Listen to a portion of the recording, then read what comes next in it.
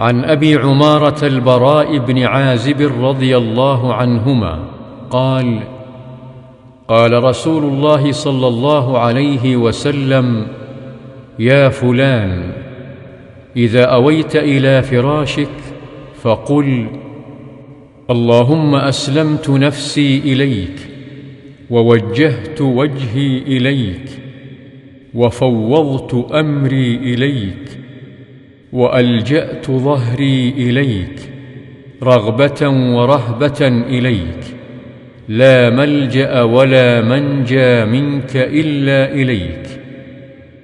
آمنت بكتابك الذي أنزلت وبنبيك الذي أرسلت، فإنك إن مت من ليلتك مت على الفطرة، وإن أصبحت أصبت خيرا. متفق عليه.